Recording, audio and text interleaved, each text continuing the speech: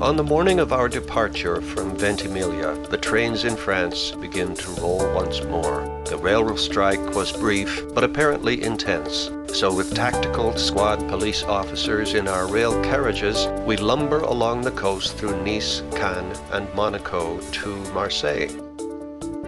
The connecting tracks north to Aix are in the middle of a 2-year overhaul.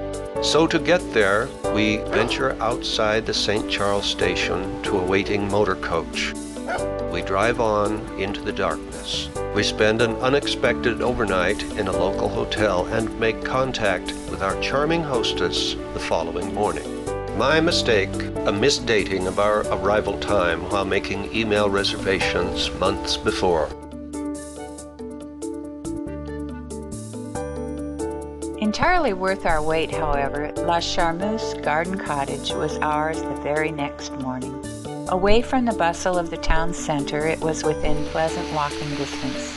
A very classy, very French public park lay across the street. Quiet trees, noisy fountains, broad and winding paths, lush lawns throughout. Old Aix buildings date mostly from the 17th and 18th centuries, with some much older structures here and there.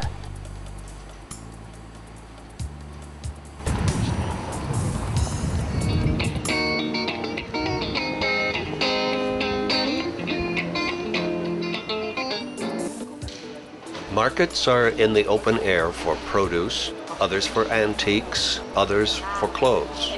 Each has its particular days and its own concourse or plaza, its clusters of neighbors who continue conversation topics from the previous market day.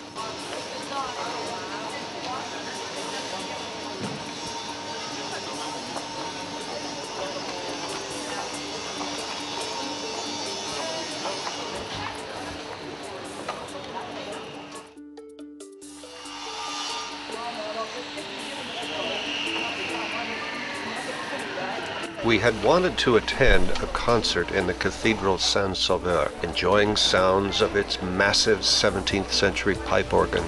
Because this was due to happen the evening of the day we were committed to fly back home, though we did not purchase tickets. But we walked to the northwest corner of the city anyway, and found the vaulted ceilings of the 14th century apse filled with music as the featured musician practiced for the weekend. Excellent.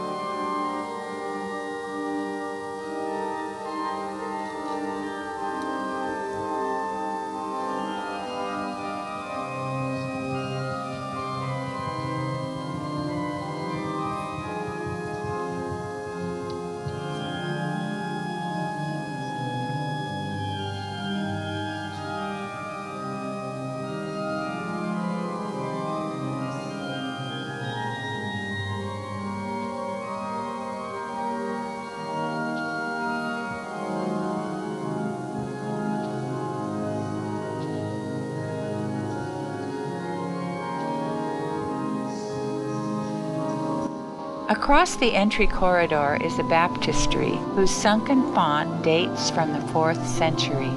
Surrounded by pillars and arches added 1,000 years later, the humble pool made of flat stones piled along each side is profoundly moving to be near.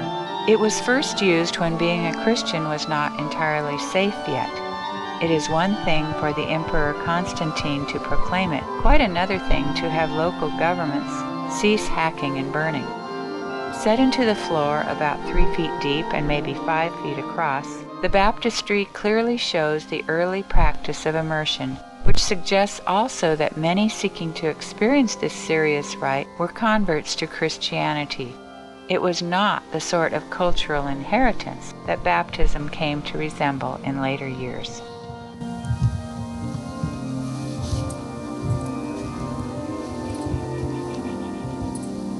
And happily we got included in a discourse by an art historian in the otherwise locked cloister adjacent to the sanctuary itself. I think my comprehension ratio of French phrases ratcheted up from 1 in 10 to 1 in 4 words because of the interesting subject matter.